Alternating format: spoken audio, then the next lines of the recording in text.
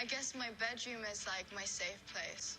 It's where I write my music. It's where I want to feel most comfortable. It's where everything started. It's seen me cry. It's seen me get really happy. It's seen me dance my underpants late at night. So I feel like bedrooms are really special.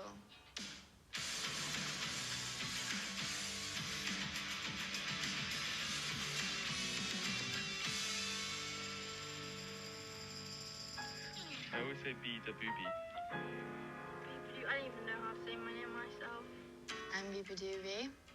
I'm from Iloilo in the Philippines. I was 3 when I moved from the Philippines to London. See, my mom and my dad were both quite successful in the Philippines, but then they had to kind of start from scratch, and I never really had them both together because they always took turns taking care of me. Every time I was with my dad, he'd take me out to go watch the movies and loads of good food at home. That was the good thing. There were a lot of happy times. There was a lot of sad times, but they spoiled me so much. It's actually, you know, as a young woman today, it's like I can tell what, you know, how that affects me. We came to this country giving up our life back home, and because we're thinking about her, we're thinking about giving her a good education. I think my parents really wanted me to be comfortable, and they put me in loads of like clubs. There were times that we put a lot, but you know, there's no training to be a best parent. I wanted to impress people, wanted to do well, and I felt like if I did really good at school, then maybe, you know, people would care. It's all your fault.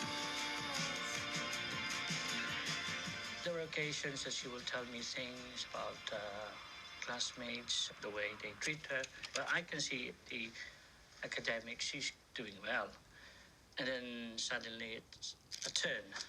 My parents kind of knew the way I treated them that I was going through a lot.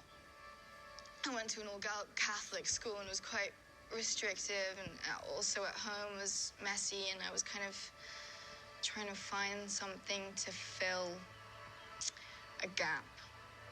I kind of lost my childhood a bit, and I just wanted to do things to myself. I just wanted to hurt myself in any way possible, really. To know, it's like even when I was happy, I felt like I had to harm myself in some way. Yeah, physical or emotional. It was just how much I took. I just wanted people to know, like how much drugs I'm taking. It was so dumb, you know? And it was just kind of like a way of escapism from school, and they booted me out. They kicked me out of school, and as they should. I just felt numb. I didn't feel happy or sad. It was like I wanted to feel something. And my dad noticed that, and he bought me a guitar. And I started playing. I mean, I just always liked creative writing. I remember constantly writing my feelings down on paper, but I felt like music was kind of, you know, a way to express myself without doing all the bad things I used to do.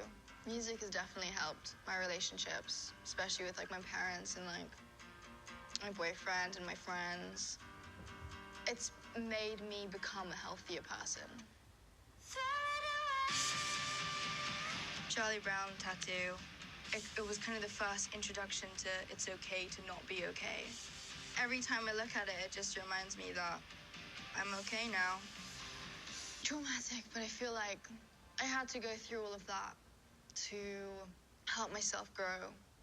But there's this book that Soren made me, and he used to write me letters all the time. First met Bea in 2015. She was just so like fascinating, and like she was a brilliant storyteller. I had no idea like she would like write music or anything until about like 2 years in.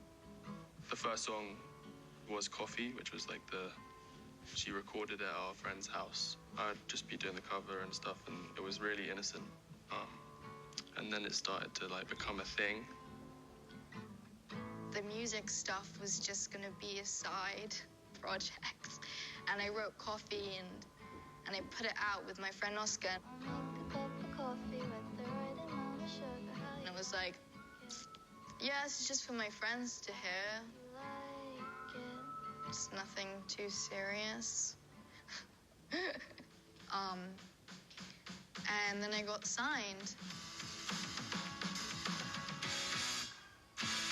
Very much at the beginning, I was very closed. I was like, no one touch my music, it's just me and my guitar, wah, wah, wah. You know, I had a producer, a studio, so many instruments, so many synths, and now I have a band. And I was like, you know, quite naturally gravitating towards a bigger sound.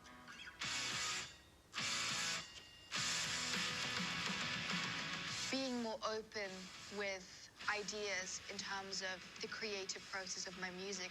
It was with the help of, you know, my amazing producer, Pete and Joe, who brings these songs from my bedroom into like these massive bangers. Like doing the whole bedroom thing, you want to like introduce her into like the professional kind of realm. You want to like take what's there and kind of like preserve it, but like in a way that's like nurturing. Like mostly the reason why I make music is the idea that I'm not alone in my situation and that there are other people going through the same thing. And then it was performing live when it was like, I relate to this so much, or like, you inspired me to play guitar, or like, I'm Filipino too, and I didn't have anyone to look up to until it's like crazy, you know, it makes me want to cry.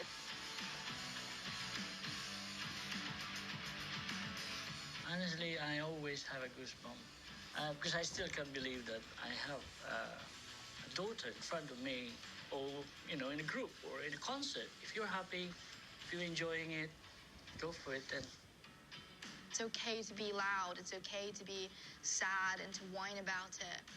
And it's okay to not be okay and use music instead of doing something bad, like gets your endorphins up and just makes you happy. Females need female energy around them.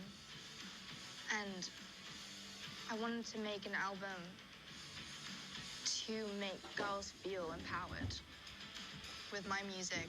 I want it to feel like a warm blanket. I want it to be that album you dance to in your bedroom late at night.